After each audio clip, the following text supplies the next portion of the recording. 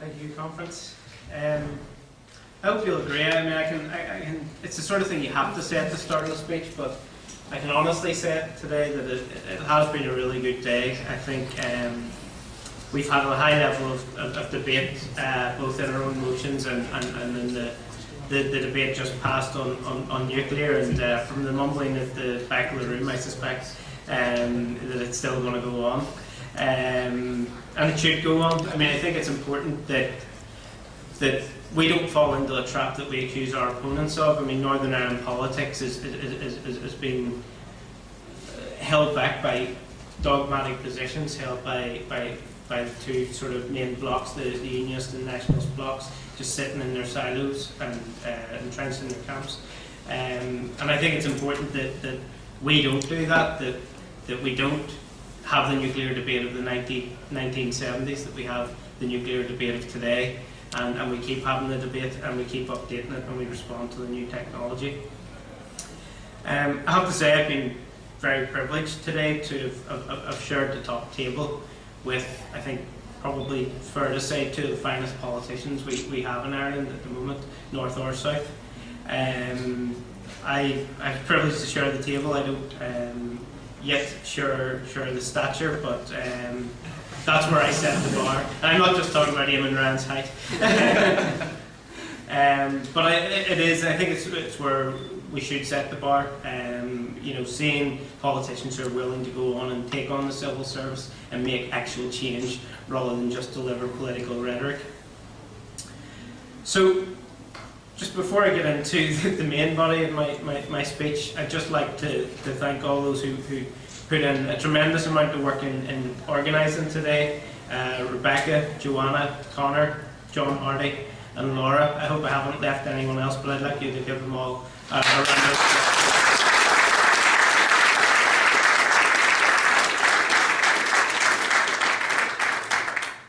And now that that's out of the way, if it all goes wrong from here on in, we thank them for the successful conference so far.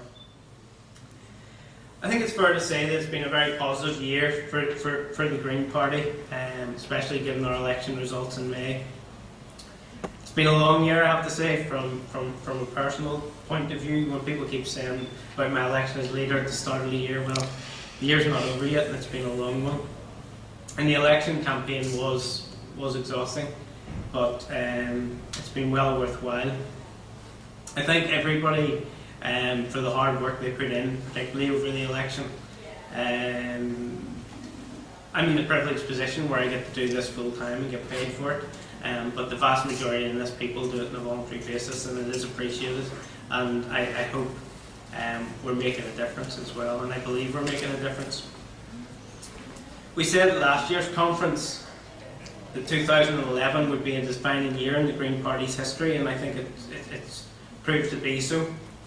We faced the challenge of building on our success of the 2005 and 2007 elections, where we got our first ever Green councillors and our first Green Party MLA. But it was pointed out to us time and time again that we did that on the back of strong personality votes of former independents who weren't really Greens, it was suggested. Well, now we've went to the electorate. Each of the candidates who were elected this time around have been long-standing Green Party members, and I think it's fair to say, and I've written here, we've truly cemented our place in Northern Ireland politics, given our principles. Maybe it's better to say we are firmly rooted in Northern Ireland politics. It'd be remiss of me not to mention the difficult year that our colleagues in the South have had. I'm pleased that today's motion went how it did. Where, rightly so, after 6 years of North-South cooperation, we were able to review it and highlight maybe some of the things that could work better, but that ultimately we decided that cooperation, both North-South and East-West, was how we want to do things.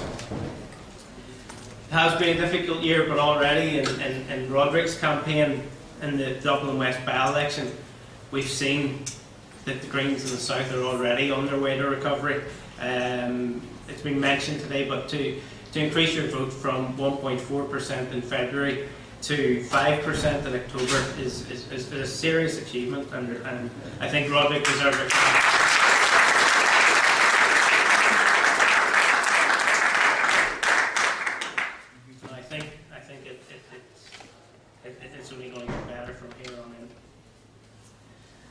I've now been an MLA for coming up to 6 months. I've been doing my utmost to promote the Green Party principles of social justice, environmental sustainability, grassroots democracy and non-violence in the Assembly, despite the difficulties that sometimes there are. These principles are essential today as they were ever were. The economic crisis highlights that business as usual is not an option.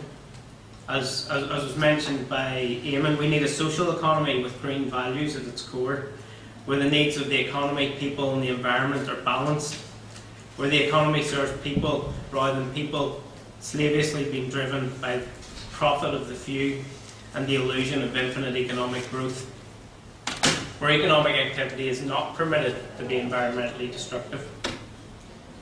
The Green New Deal provides the roadmap to that new economy, a road which will, of course, be well served by public transport and cycle lanes. I'm the voice of opposition in a 108-member Assembly where 105 of the MLAs belong to government parties. However, I do plan to play a constructive role. I will not oppose for the sake of doing so. I recently spoke at an event celebrating 50 years of Amnesty International. I was reminded of the founding principle of amnesty. It is better to light a candle than to curse the darkness. This is a principle that I take with me in my work in the Assembly. And I want to applaud, actually, where good things are taking place, and that's why I was keen to invite Alex Atwood here today, because I do believe, as I said earlier, that he is at least trying to do a good job in what are difficult circumstances, given his position on the executive.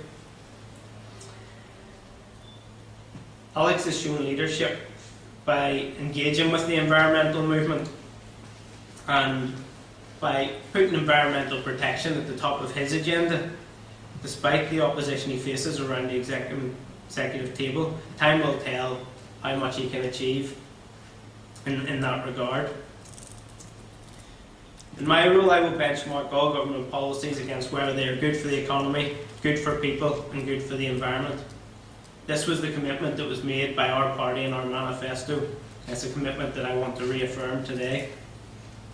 I will oppose policies that do not meet these criteria, but only where I can offer a better alternative. And this approach is already achieving some results. I've tabled 2 amendments to private member motions in the Assembly, both accepted by the Speaker and both passed unanimously. And in each case, what I've been trying to do is trying to highlight the need for joined-up government in Northern Ireland. The first was an amendment to a motion on calling on the UK government to maintain the winter fuel payment at its current level, a laudable motion as far as it went. My amendment, though, said that we have to take responsibility in Northern Ireland, and we must play our part by allocating more money to the Green New Deal, which will provide a long-term solution to fuel poverty.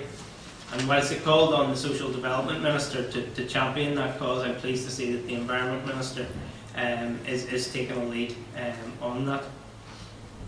Currently, there's only 12 million allocated to the Green New Deal over the next 3 years, but even so, that will see 50,000 homes retrofitted with energy efficiency measures. It will sustain in the region of 1,000 jobs and reduce fuel bills by around £350 per year, alleviating or preventing fuel poverty for many of the people living in those homes. This shows what can be achieved through policies that are good for the economy, good for people and good for the environment. Much more can be achieved if those extra resources can be found to put into the Green New Deal, as committed to by the whole Assembly. On a motion calling on the Education Minister to review home-to-school transport policy, I put in an amendment because this was a motion put forward by the Ulster Unionists, who have the Ministry for Transport essentially, and they were putting in a motion calling on the Education Minister to deliver a better home-to-school transport policy. My motion said that the Education Minister should work with the Regional Development Minister to develop a sustainable home to school transport policy based on active transport. And again, it was highlighting the fact that this isn't about just getting kids from school to and from school. It's then talking about our obesity epidemic. You know, if we get kids back involved in active school transport, walking, buses, cycling initiatives, then this can benefit us on a number of fronts. And you know, to make sure people listen, I pointed out that there would be financial savings if we can get kids doing that as well. As mentioned earlier, my private members bill, again at the heart of it, is the need for joined up government. If successful, it will introduce a statutory duty on government departments to work together on the planning and commissioning of children's services. Each government department has responsibilities in this area, but they're all working in their own silos. This is incredibly inefficient. And as I said earlier, a lot of talk in politics is about finding more efficiency within government. Oh, 5% efficiencies in this department, or whatever the figures may be. And often what they just mean is we're going to cut services. This is a way of creating efficiencies that won't cost us money, will in fact save us money, and will mean that through departments putting their resources together, through commissioning services together, can actually deliver better for our children. And what could be more important than doing that? Currently, children in Northern Ireland get a lesser deal than their counterparts in England, Scotland and Wales, where some sort of statutory duty exists. And I don't think we can continue to allow that to happen. We have to make the step up. And as I said earlier, the resistance that we're coming through to the children's sector, when for all the years it's been lobbying for this, and now that I'm proposing this, is, but we just don't do things that way. That's not how our system works. Well, what else is the government for if it's not to change systems when they're working poorly, working inefficiently, or in fact just failing to work? Collaborative working at the highest level will create genuine efficiencies as opposed to cuts disguised as efficiencies. Further challenge, and it's been debated today when we talk about fuel poverty, when we're talking about the issue around renewables, to some extent versus nuclear, is to get a joined up energy policy. On the one hand, we have a target for 40% renewable electricity generation, 10% renewable heat, and a 20% reduction in CO2 emissions by 2020. But on the other hand, Derry's overriding policy is to expand the gas network in Northern Ireland. And I'm on the Enterprise Trade and Investment Committee, and we had the Principal of Energy Policy in the department come to the committee, and she highlighted to the committee that the price hikes we're seeing in electricity are largely due to our over-reliance on fossil fuels. 60% of our electricity currently being produced from gas-fueled power stations. And then she went on to defend the fact that the department could extend the gas work over and above the expansion of renewables. Now, absolutely, if a household's in the choice between oil or gas, oil is the better solution.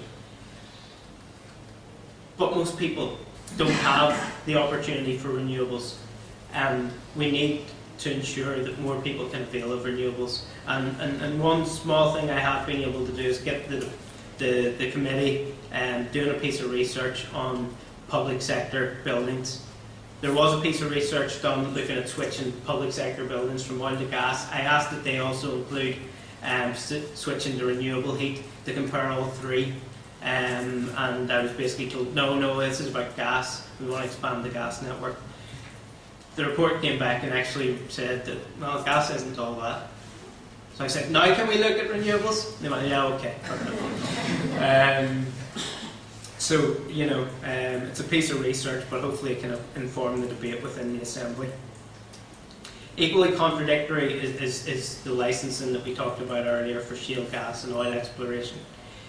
You know, we have the Department Principal of Energy coming to us and saying we're over-reliant on fossil fuels, and then on the other hand we've got the Minister saying, oh well, if they're in Northern Ireland, let's tap into them. The benefits to Northern Ireland in terms of jobs will inevitably be overstated. These are high-tech industries. Most of the jobs will be brought in, and you can be sure that the profits will go offshore. And not onto offshore wind, unfortunately.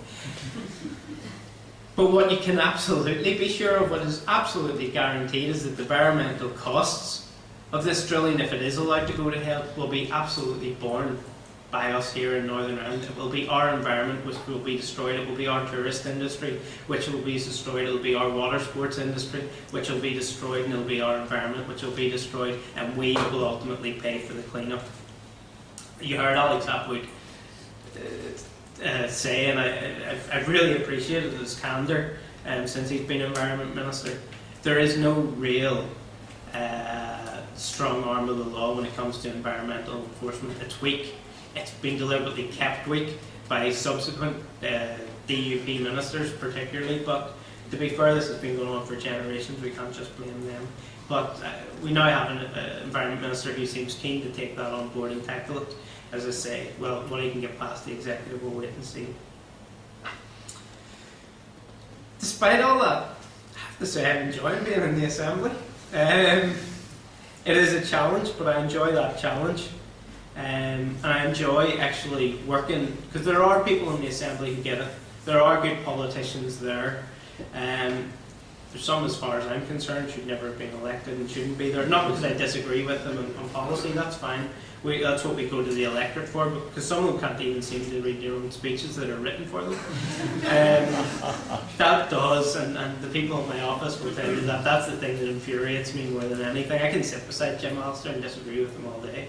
At least he knows where his point of view comes from. But some of these people, their point of view's been handed to them on a sheet of paper, and actually when you talk to them, they don't even agree with the thing they read out.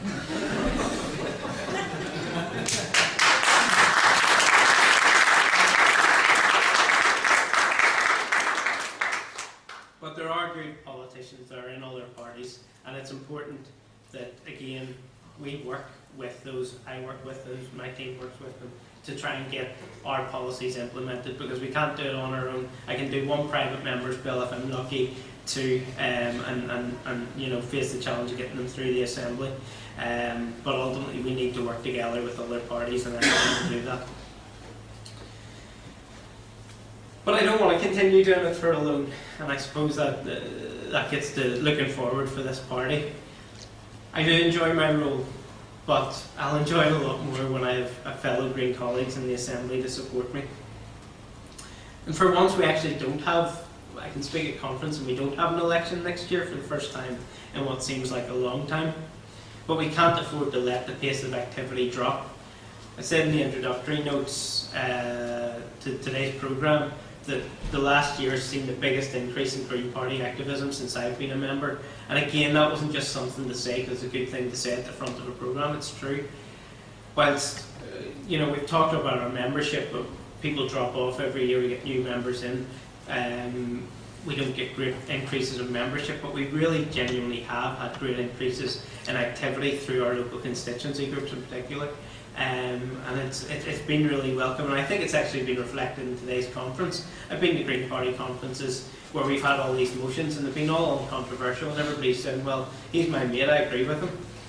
Today we've had genuine debate within the party, and I think that's healthy. But as I say, we need to remain active. We need to remain active in our communities, because we need to get the message out there that we're not just around at election time, that we're genuinely committed to our communities, we're committed to serving our communities, and ultimately that's what Green politics is about.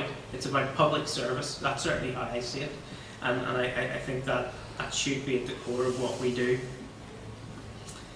It's been mentioned by Mark, and be remiss of me not to mention it. Elections are expensive business.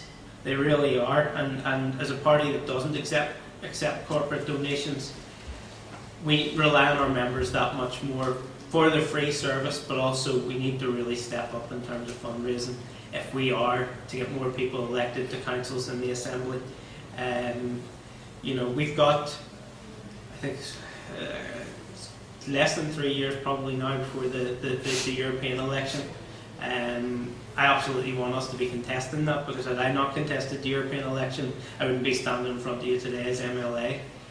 I think it's important we have a candidate but the European election that I stood in cost us about £17,000, and that was minuscule compared to the other parties. We know how to do elections on the cheap, and we will continue to do so, but even on the cheap, we need your support. We need fundraising particularly, donations where we can, but we can't rely on our members constantly putting their hands in the pocket. We have to get members of the public who aren't members of the Green Party putting their hands in their pocket as well. I think it's been right, as I say, I really have enjoyed today's conference. It's my first as leader, and I admit there was a certain level of trepidation in coming to today, but I have to say I finish it with just absolute enthusiasm and renewed